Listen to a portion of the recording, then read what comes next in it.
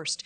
We go to Palm Beach right now, where the Secret Service is saying that a 21-year-old man was shot and killed overnight after entering the Mar-a-Lago perimeter armed with a shotgun and a fuel can. Officials say that the man from North Carolina attempted to enter the private club, where he was quickly confronted by Secret Service agents. We know that before the shooting, he had been reported missing. In fact, you're looking at his missing poster. Brooke Schaefer joining us live from Palm Beach with the new details tonight as the FBI continues to investigate. Brooke. Natasha, this happened very early this morning, around 1:30 in the morning at the North Gate, the entrance to Mar-a-Lago. A law enforcement source told us that agents had opened up that gate to let a staff member out.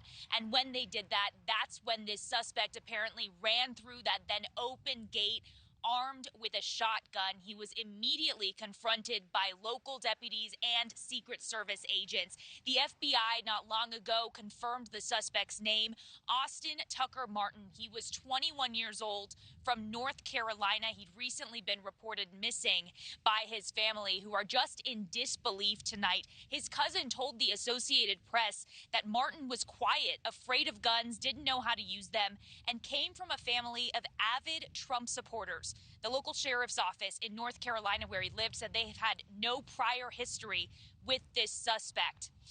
Deputies in Palm Beach also gave us a picture of the shotgun they say he was holding. They say he also had a gas can on him. Secret Service and local deputies told him to drop the weapon. He did not. And officials say he pointed that shotgun at an officer. Here is the sheriff this morning.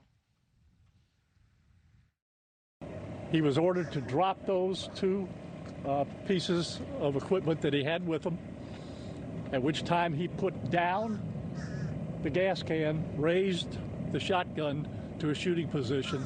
At that point in time, the deputy and the two Secret Service agents fired their weapons and neutralized the threat. He is deceased at the scene. And Natasha, as you can imagine, law enforcement flooded this area very early this morning. The road to Mar-a-Lago was completely shut down. It's since reopened tonight. Natasha. Brooke, appreciate that reporting. And what are we learning about any possible motive right now? Still no clear answer on a motive here, Natasha, but the FBI is investigating that right now, along with the background of this suspected shooter. The FBI, the lead agency on this case, Natasha, they're also asking people in this area to check their security cameras and let them know if they see anything that might have been a little bit off, either last night or very early this morning. Natasha. Brooke Schaefer with that live report from Mar-a-Lago tonight. Thank you. Thank you for watching. Subscribe below and download our NewsNation app right now on your phone, and you will get fact-based, unbiased news for all Americans.